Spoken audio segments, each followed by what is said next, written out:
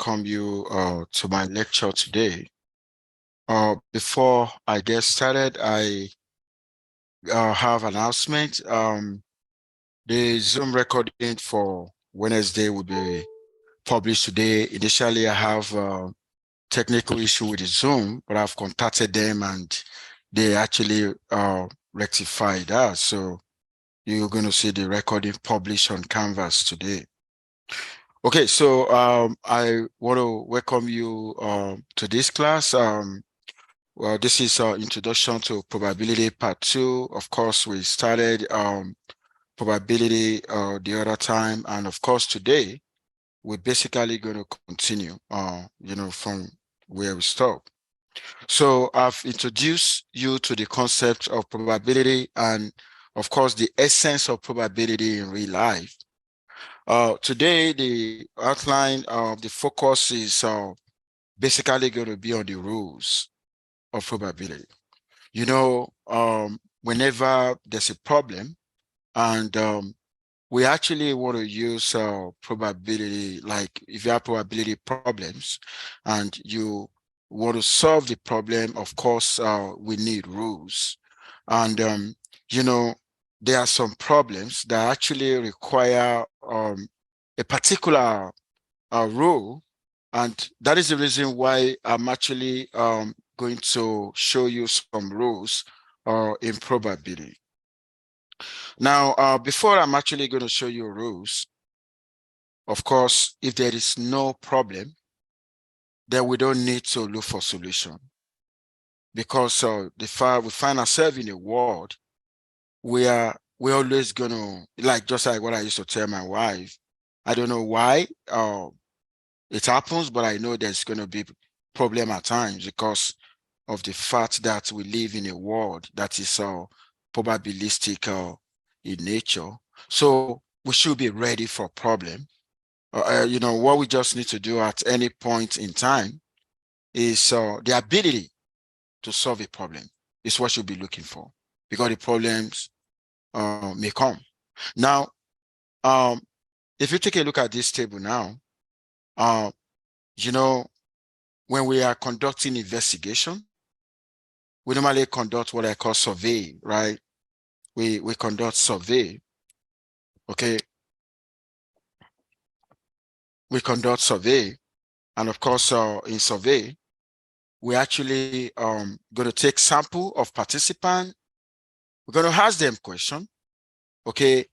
And probably, if you take a look at this, what led to this, the investigator was actually asking the respondents, the class, the blog group they belong, and putting into consideration the gender. And what you can see on the board now is we got two variables. Okay, we got the blog group and we got gender, but the two variables that we have here are categorical. Okay, they are categorical. You know why they are categorical? Because they have levels. Okay, they have levels. The categorical variables have a level more than one. We take a look at the blog group. We got 4 levels of blog group. We got 2 levels of gender. And this is what we call a contingency table. Okay, contingency table. In a contingency table, you have what I call a cross tabulation of the levels of the variable. Now take a look at that. Now, because we got variation here, probability question can actually be asked. Now, if I want to solve a problem here, I need rules. Oh, I want to stay in Minnesota, right? I want to reside in Minnesota. Then I need to be ready to be abide by the rules and regulation in Minnesota. Otherwise, you know what's going to happen? I may get into trouble. So if you want to solve any probability problem, you need rules. And that's what I'm going to be walking you through now. Now I'm going to start with the first rule. But let me tell you this. Something leads to the rules, which I'm going to tell you now. The other time I actually introduced you to experiment, right? Anything that generates results. And of course, before you go into an experiment, right, you have certain thing in mind. Oh, I'm a businessman. I want to go into I want to go into business, right? Of course, what do I have in mind? Profits. That's what I have in mind. That should be a favorable outcome, right? But if I remain, we got the events that we have in the possibility that call a sample space, profit and loss, right? Now, the moment you understand the types of events, you will understand the rules of probability. I'm going to say that again. If you really want to understand the rules in probability, you need to be able to understand types of events. You need to understand types of events. So give me 1 second. Okay, so yeah, so you need to understand types of events. Now, I'm going to be talking about independence. I'm going to be talking about mutually exclusive. I'm going to be talking about non-mutually exclusive. And I'm going to be talking about conditional events. Now, like I said, if you really want to understand rules in probability, you need to understand the types of events. Because you know why? Every of this type of event have its corresponding rule, probability rule. Now I want to start now with independent events. And I'm gonna start using I'm going to be assuming two events, A and B. Now, events A and B are said to be independent if they can occur together. Okay, events A and B are said to be independent, okay, if they can occur together. Okay, what is the probabilistic implication for that? Then that we have tracked multiplication rule. Independent events attract multiplication rule. Why? Because events can occur together. Then all what I just need to do, if I want to get the probability associated, okay, with the joint, because we call that joint occurrence. You know, we call that joint occurrence. Okay, which means A and B can occur together. So what I need to do, if I want to find the probability of A and B occurring together, then all what I'm just going to do is to multiply their respective marginals. That's what I'm doing there. Look at that. I want to find the probability of A and B. What do I mean? The two events occurring together, then I need the product of the respective probability. The probability of A, that's a marginal probability. Probability of B is a marginal. Therefore, independent events attract multiplication rule. Any question? Go ahead. Yeah, marginal. The marginal probability is like we are focusing on a particular event only. Oh, I'm focusing on A. Maybe I'm focusing on blood group A, or I'm focusing on female, or I'm focusing on male. That's a marginal. Why do I call it marginal? Because I got two variables. If you go back to the question, we got two variables, and I'm interested in only one variable. That is why it is called marginal. Does that make sense? That's a good question. Like I said, please ask question because you pay for the service. Okay, now, do you now understand what I mean by independent event and independent event attract multiplication rule? Now, what I want to do here, I want to give other conditions under which two events can be independent. Now, with the first condition is the probability of the joint must be equal to the product of the marginals, right? That is the first. The second one, if you have the probability of B given A, the probability of B given A is what we call conditional probability. The probability of B given A actually means what is the probability of B given that I've observed A? Oh, what is the probability that if somebody tested positive for COVID, what is the probability that the disease is present? That's a conditional, right?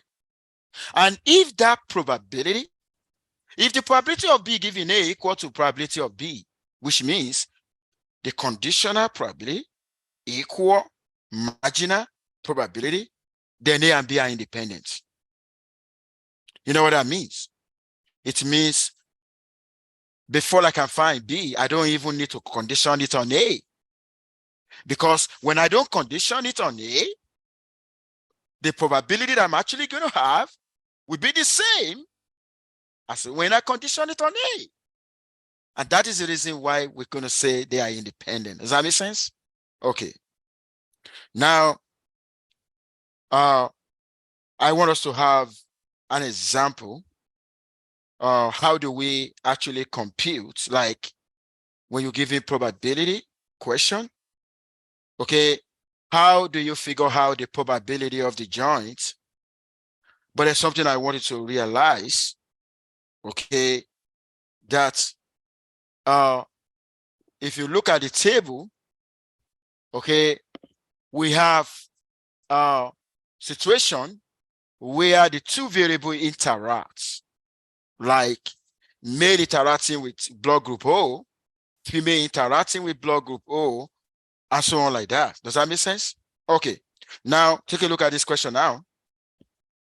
We basically want to know, like I said, to know, we want to find the joint probability of being a male and having a blood type O.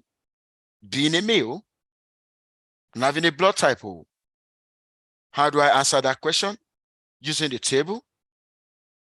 Now, I will advise that when I give assignment or in the test, you don't just jump to the solution. You need to follow first right formula. Now, if they are independent, now you now need to follow first look at the situation. Here we said to know that two events are independent. Okay, if you really want to investigate the independent between the two, then when the probability of the joint, if it is the same as the product of the marginals, then you can make that conclusion. Not only that, when the conditional probability equal to marginal, you can also make that decision. Let's take a look at that. Okay, what is the probability of O? You're going to go back to the table, right? The probability of O is 40 over 100. You can see that, right? The numbers for O, when I say the number for O, I mean for males and female, right? 20 plus 20, you got 40 divided by 100. And that was how I come across the probability of O to be 40 over 100. I got 0.4. Now, if that is 0.4, do you know if I want to investigate whether they are independent or not, I can decide to find the conditional probability. What is the probability of O given M? I'm going to go back to the table. I want to find the probability of O given M. Take a look at that. What do you have at the point of intersection of blood group O and male is 20?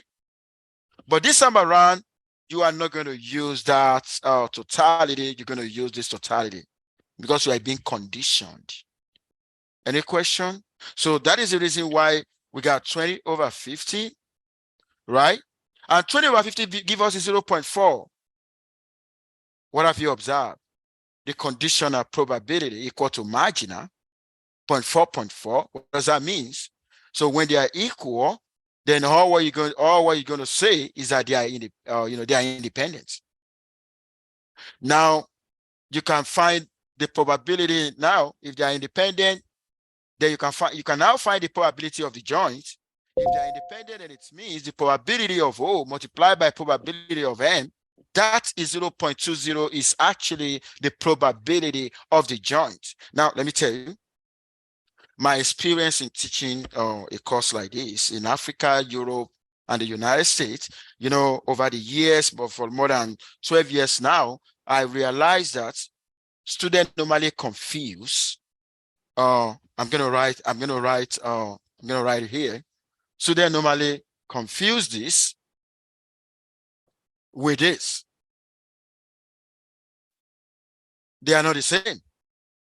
This is conditional. The first one is conditional. The second one is a joint. Okay, this is a joint.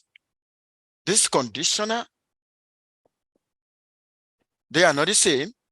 If I want to get this guy now, okay, I'm actually going to be looking at the point of interception. Like, do you know I can go the same way that I got a 0.2, I can go to the table. Which one comes at the point of intersection between O and M? O and M, that's 20. Okay. And what is 20 divided by 100? That would be 0.2. That's another way to figure this out directly. Does that make sense? Okay. Now, any question so far? Any question? Like I said, do not hide your feelings. Now, I want to go to the next one. Okay. From independence, we can go to dependence. But what is the connection between the two? The moment they are the moment they are independent, that means they can't depend. And the moment they depends, okay, that means they cannot be independent. Now take a look at what I have now.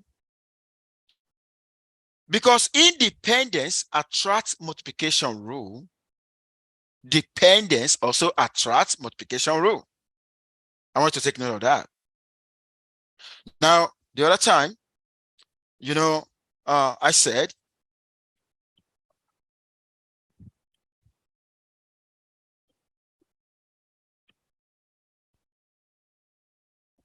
now if A and B are independent, if A and B are independent, I'm actually going to have this equal this. But if they depend, what do I want to do? I want to find the probability of the joints when they are dependent and when they are independent. This is the formula for finding the probability of the joints when they are independent. What if in a situation where they are independent, then the probability of that is basically going to be this guy, then this guy giving A. This is for what? Dependence. And this is for independence. And the only condition under which this is going to be equal to this is when this guy equal to that. The moment the probability of B given A equal to probability of B, then you are now talking about independent. Does that make sense to everyone? Okay, so what I'm just trying to show you now is that when you talk about independence or when you talk about dependent and you want to figure out the probability of the joint, okay, this is a formula. Okay. Now, when that guy is not equal to that guy, like when this guy is not the same as this guy, then I'm talking about dependent. But when they are the same, then I'm talking about independent. Does that make sense? Any question? You good, right? Okay. Now, that's exactly what I'm trying to talk about. Now, I want to go into another problem. Okay, we got an outbreak of food poisoning occurs in a group of students who attended a party. And of course, this is 2 by 2. We got 2 variables, each of them 2 levels. Take a look at that. And you want to figure out this probability. Look at the question. What is it, you want to figure out the joint probability of being here and its barbecue. Okay. Now, if you want to figure out the joint, okay, it's either you're going to use this formula or this formula, depending on whether they are independent or dependent. Don't forget, I told you the other time, you can figure out how the probability of the joint for situation where A and B are independent and situation where they depend.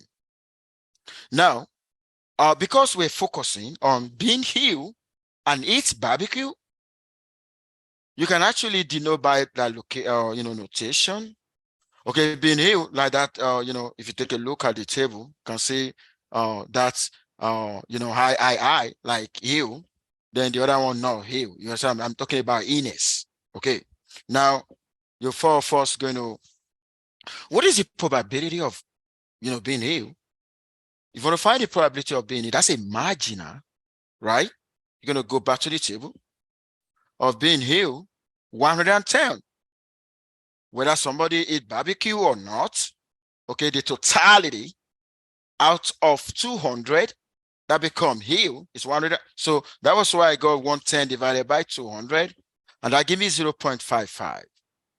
So that 0.55 is actually the marginal probability. Any question on that? You good, right? Okay. Now I now want to find a conditioner now. Why do I need to find conditioner? I need to find a conditioner because that will enable me to know the formula I'm actually going to use. Because we got two formula for joints. Am I going to use this or I'm going to use this? That's why I need to go for conditioner. Now I'm going to find what is the conditioner of Hill giving its barbecue. Because, that really makes sense. We really want to see, there's something that we call cause and effect in statistics. Cause and effect. We basically want to see whether the majority of those who get hit, maybe they hit barbecue, so that we can actually attribute that to food poisoning. And that is the reason why we actually find the probability of E given that I eat barbecue. Now, if you go back now, you and eat barbecue, what number actually come at the point of interception of the Hill of Bean Hill and eat barbecue? That's 90. You're going to do 90 divided by 110, not 90 divided by 200. Does that make sense? So that was why I got 90. Oh, sorry, let me see. Is that 120? Oh, sorry. You go by the way. Let me just show you.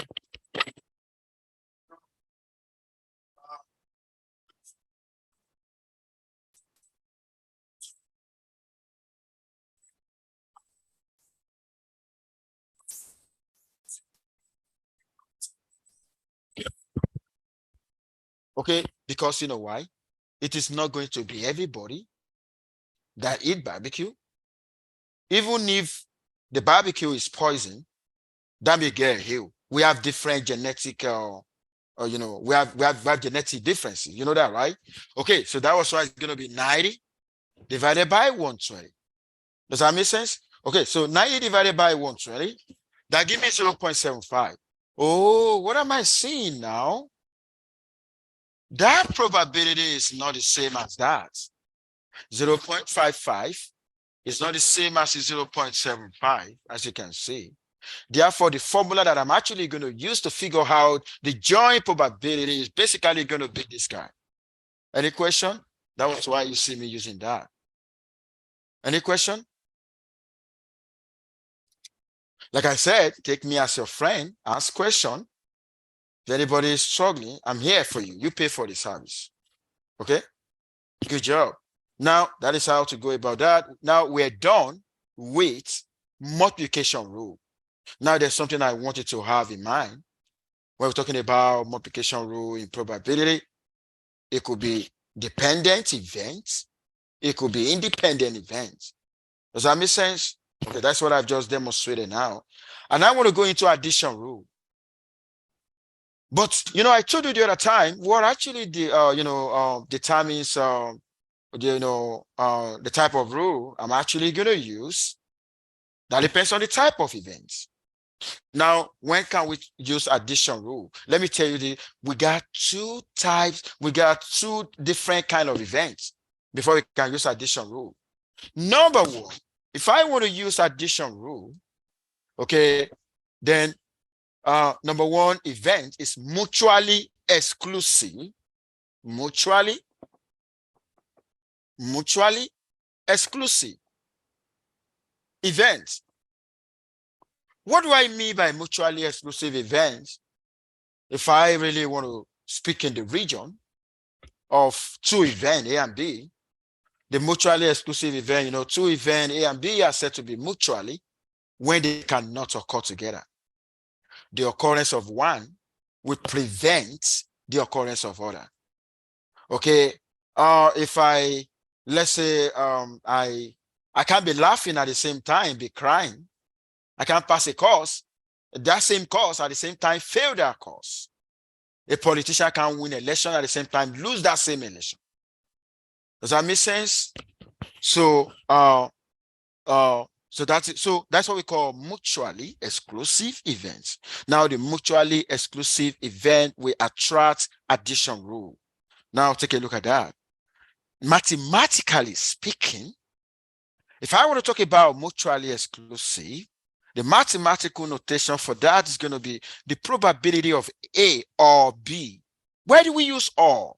Oh, because they cannot occur together. It's either this occur or this occur. And what kind of rule that we attract, then it's going to attract additional rule.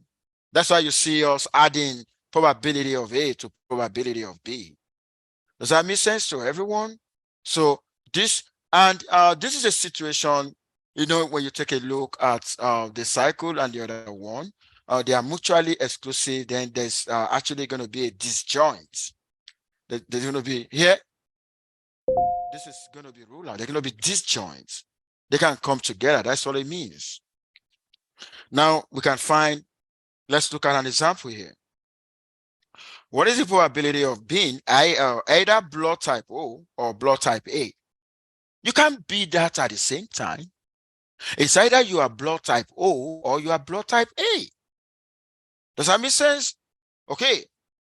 Just like the political party in the United States, you say that you are a Democrat or you are a Republican. Okay. You say that you are in or you are out. Now, if I want to apply this now, to the let me see.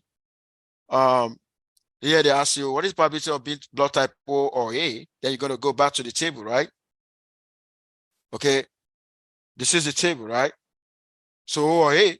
So what you just need to do? What is the probability of blood group O? What is the probability of blood group A? Okay, so and that is what then you're going to add them up. Okay, that is exactly what we're doing here. And therefore, that probability is 0.75. Some of you will be wondering, what do we mean by probability? Like, what are you trying to do? What is this? I remember my daughter in middle school and also in high school, middle school, they're going to ask me, Daddy, what is the meaning of this? I said, okay, you know what? The meaning is this, when you multiply this by 100, then it's going to make sense. Okay, let's multiply 0.75 by 100. That will give us 75%, right? Now, what does that mean? Okay, 75, it means 75% of the participants, okay, it's either they belong to what? So that they belong to blood type O or blood type A. That's what it means. Now, when you make use of percentage, it makes sense. Okay, the probability actually means frequency. We know that we find ourselves in a world we have a lot of variation in this world. Different things happens in different days, but by the idea of probability is going to tell you what is the frequency occurrence of a particular event. That's what we mean. Does that make sense? So if the value of probability is very high, like very close to 1, then what you're trying to say, what are you trying to tell the world? You're trying to say that particular event occur more frequently, like there's possibility, that kind of event has higher chance of occurring. That's what you mean. Now, I just talked about mutually exclusive events. And the next thing I want to talk about now is what we call non-mutually. Non-mutually, or what I'm just going to do here, I'm going to introduce a non-mutually. Okay. Now, the idea of the non-mutually is also going to attract additional rule, except that in addition to addition rule, we're also going to subtract something. Then I'm going to give you an example now. Do you know the meaning? Do you know when we can apply this? When you say we got two events, right? And they are A and B, right? A can occur separately. B can occur separately. And the two of them can also occur together. Can somebody give me that example for extra credit? I think I told you in my last class that I used to award extra credit. You can be keeping your, make sure you keep track of your extra credit. When you answer my question correctly in class, you're going to have extra credit of 1 point. When you keep on answering my question, you're basically going to be accumulating that. And at the end of the semester, you know what I need from you. You need to tell me how you want to spend your extra credits. You can spend your extra credits on assignment. You can spend it on me time. You can spend it on the final. Now, I want to ask a question now. Can somebody give me a real life situation where the non-mutually applies? Okay, let me listen to you.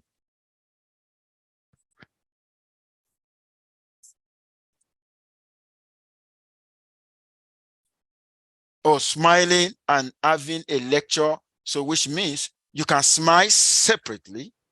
You can have a lecture. And at the same time, you can do both. You are right. You have an extra credit of 1 point.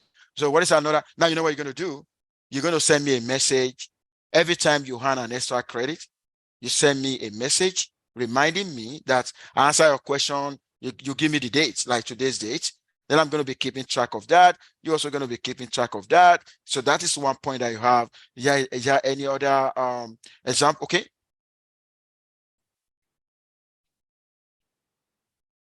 Yeah, that's another good example. 1 point. Now, send you a message too. I'm going to give you my own example. Can I give my own example? I ordered, let's say I ordered from 2 restaurants. I ordered from Wendy's. I also ordered from maybe, what is this place called? McDonald's. Now, my food that I ordered from Wendy, maybe I want to calculate the probability that the 2 will come on time. Okay. What are the possibilities? One of the possibilities is either the one I order from Wendy's come on time, or the one I order from McDonald's also come on time, or both come on time. It's possible. That's what we call non-mutually.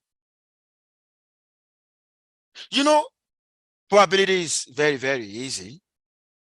The only thing that you all need to do is to relate to real life. When you have to give your own example. Now, what do you see me doing now? We're going to be subtracting the joint, because the joint is trying to tell us they can both occur as well, even though they can occur separately, right? On their own, they can also occur together. And the joint, we're going to do subtracted, and look at the Venn diagram now. Okay, got a situation where they can occur separately and they can also occur together. Now, this is what we call non-mutuality.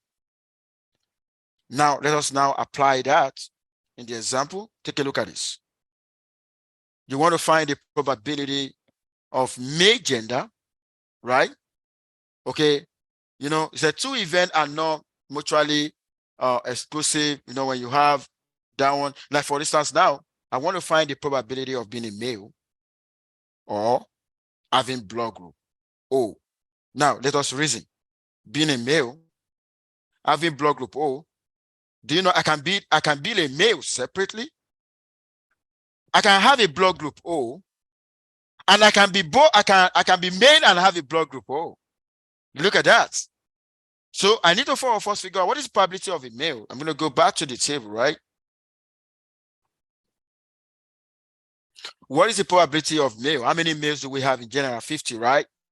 50 divided by 100, that would be 0.5. What is the probability of a blood group O? Okay, 40 over 100, right? Then we can also find what is the joint probability of the two.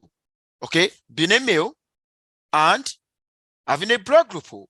That would be 20. You see 20, right? Divided by 50. So that's what I'm doing here.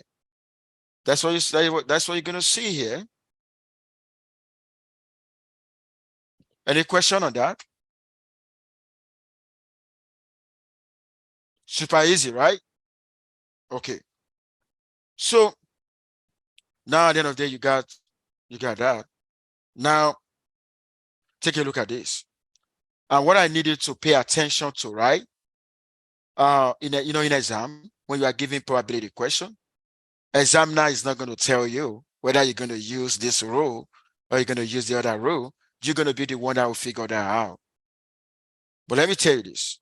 The moment you understand the type of events, of course, you will be able to figure out, okay, what probability rule you're actually going to apply.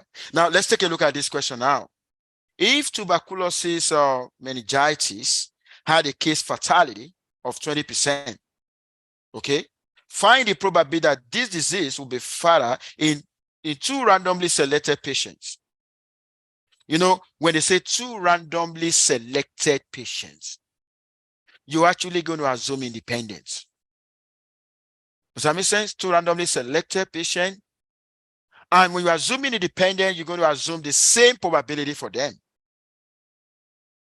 Because they're going to have the same probability of, of having that disease. Now, the fatality case is 20%. Everybody in that population will have that 20%. Does that make sense, right? And because they are independent, right? I'm actually going to multiply the two probability.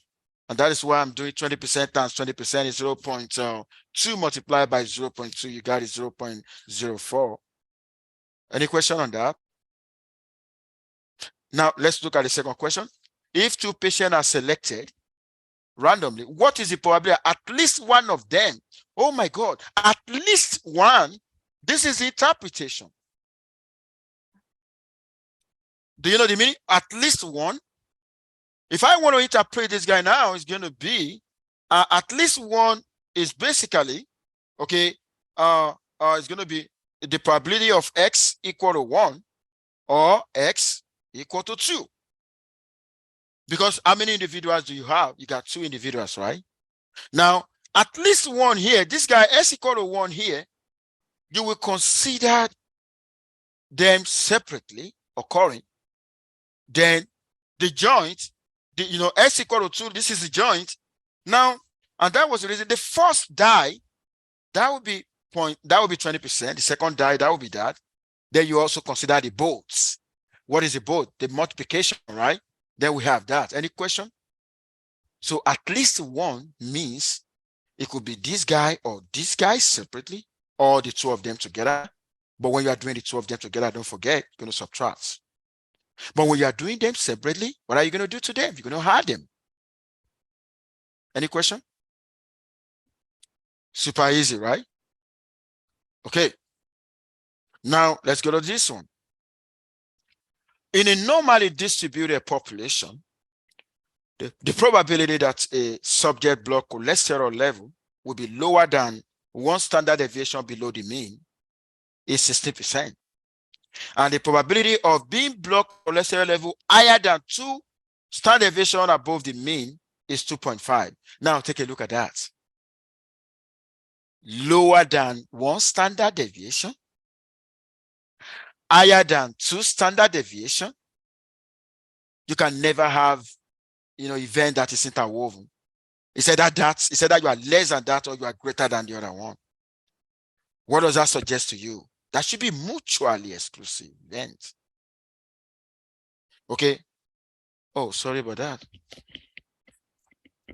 I thought I put it in silent.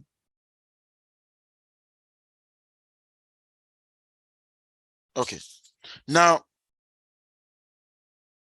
and that was why I said that's going to be mutually exclusive.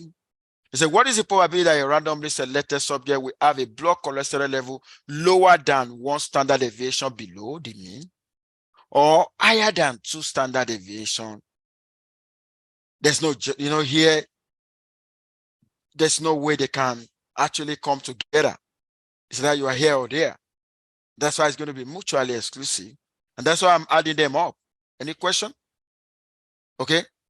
That's why I'm adding them up. Don't forget, the probability of being below 16, or the probability that you're going to have a cholesterol level lower than one standard deviation below the mean is 60%. Maybe they realize in that hospital that 16% of the patients actually have a cholesterol level, lower than one standard deviation below the mean, and 2.5%, okay, of the patients, they've observed that, okay, actually have the cholesterol level, higher than 2 standard deviation, okay, then all you're just going to do is just to add them up, then you have that.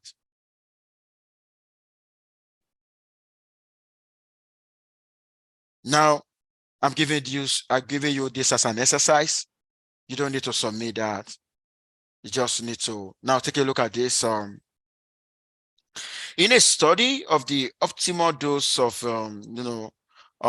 lignocaine required to reduce pain on injection of intravenous agents used for induction of anesthesia, 4 dosing groups were considered.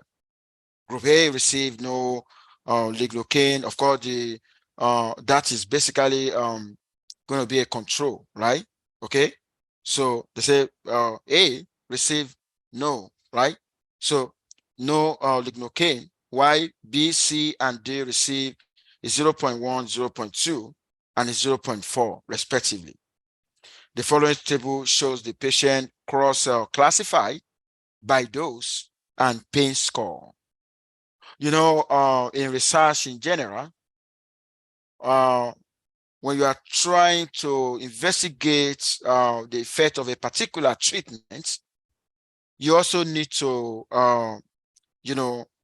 consider doing nothing. Doing nothing is, where, when you give, when you create a control group. Does that make sense?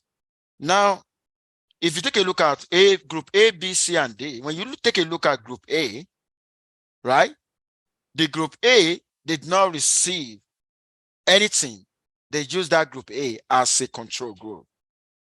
Okay, but group B, C, D, okay, receive different doses. You get what I mean? 0.1, 0.2, and 0.4. So which means right here, they basically want to look at the effects of using different levels of doses. Okay, putting into consideration the control one. Does that make sense? Now, let us now look at the response variable. What follow an intervention is a response, right? You've already applied the treatment and you basically want to observe the patient. To be able, you want to observe what I call the levels of pains, right? Okay. Now you have a pain 0, 1, 2, 3. Okay. So you can see here we are cross-tabulating the group, and the group here is going to be treatment, right? Treatment. When I talk about the group is categorical, it has levels of treatment. The group A is 0, that's a control, right?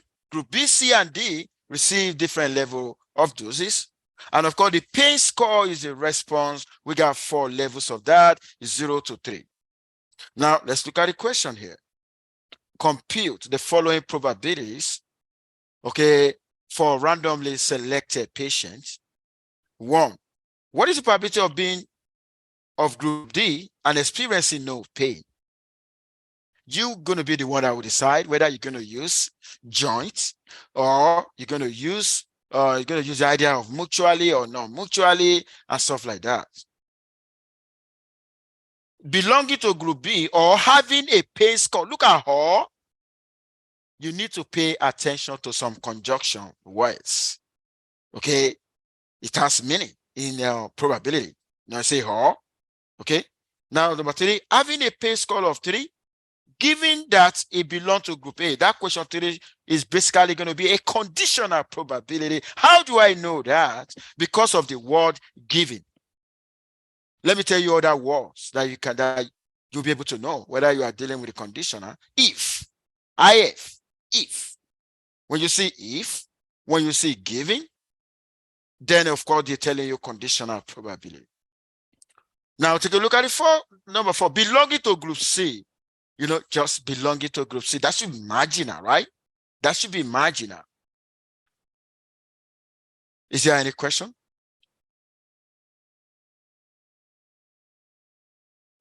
I will advise, this is where I'm actually going to stop today. I will advise that you pay attention to, check updates on Canvas, on what I talk about, collaboration and discussion. Now, the homework discussion 1, I believe you've already seen that, right? On Canvas. If you have not seen that, can I see your hands up if you haven't seen homework discussion 1? Oh, you've not seen homework discussion 1? It's let me quickly check. Maybe it's not accessible. Let me give me 1 second. I'm gonna quickly check something now.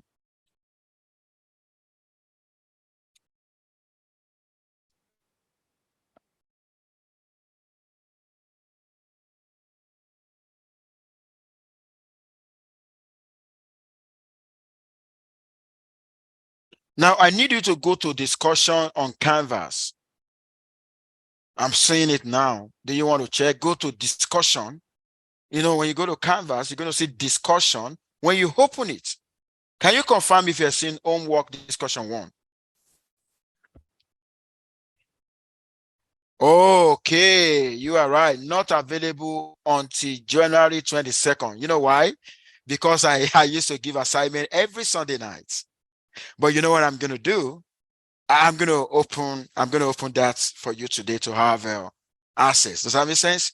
Now, let me I'm actually going to read out what the homework discussion 1 is. Let me just read out so that, you're actually going to collaborate with one person in the class. Like if you go to, now, I don't know, are you, when you go to do you see the grouping that I made? You see the grouping, right? Now that is a person you're actually going to be collaborating with. You're like sharing ideas. You get what I mean, right? Okay. Now, in the discussion, I said, please use this space to explain to your colleagues in few words what your understanding is about the topic of the week. What is the topic of the week? Probability in everyday life. Just this probability now. And I said you need to search online, probably do a Google search on research article relating to probability. Okay. You can choose any area of application, such as economy, politics, business, stock, among others. And you also need to respond to any of your colleagues. So this is what happened. 2 of your colleagues in the discussion group, you need to first start by telling us, your understanding about this topic. And you're actually going to include what you see online, article relating to probability. Does that make sense? Now, when you do that, you're also going to see your colleague doing the same. And I need you now to respond like to whatever they say. Maybe you understand their own perception about the topic of the week. Does that make sense? In case you don't really understand, I'm flexible. Please make sure you reach out to me. Oh, okay. This is where I'm going to stop today. Make sure you stay safe and have a very lovely weekend. Okay. Is that one?